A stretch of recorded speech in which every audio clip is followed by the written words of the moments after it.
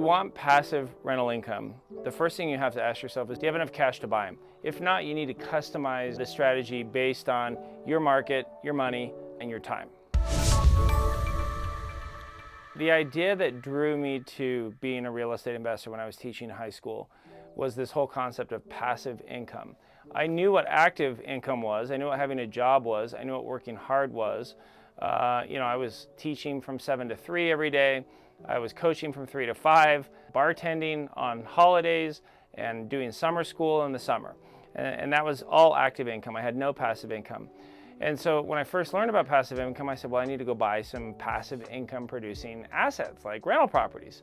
And then, high school teachers making 40 grand a year don't have the money for that. So then I kind of had to shift and go, well, what I actually need is to find out how to make more money on the active side so then I can buy passive assets. So I learned how to flip properties, I learned how to do deals, I learned how to buy apartment buildings, and all of that learning was custom to where I was living in Southern California. So I was in Southern California, early 2000s, only about $70,000 in working capital, and it had to be nights and weekends.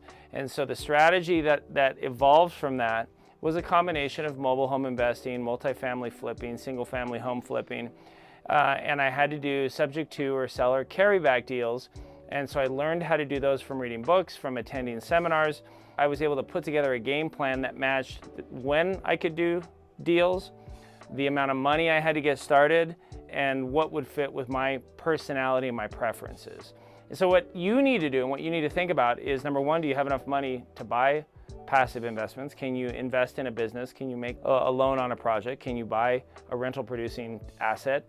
If you don't have that money sitting around, you could use money in your retirement account. You could use money that you can borrow from a family member. But if that's not available to you, then you really kind of need to reverse engineer it like I did and say, where do I live? What strategies work where I live? How much money do I have available? How much time do I have available? And when is that time? And then what fits with my strengths and weaknesses? And one of the reasons we've built in this one-on-one feedback, this mentoring, these strategy sessions at Infinity is so that we can help you figure that out. Our team can sit down with you in just a few minutes and help map that out for you so that you can really be effective going forward.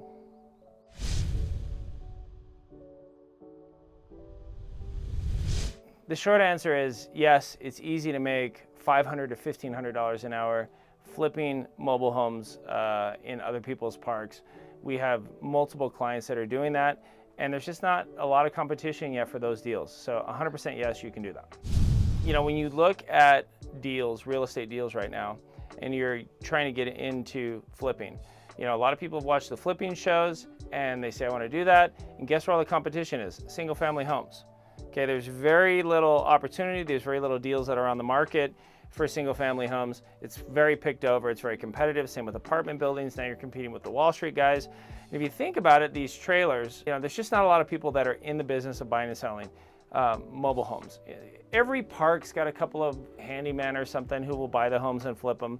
But you don't have the organized institutional type approach that you get where it's like professional flippers for single family homes, professional apartment buy and sell guys.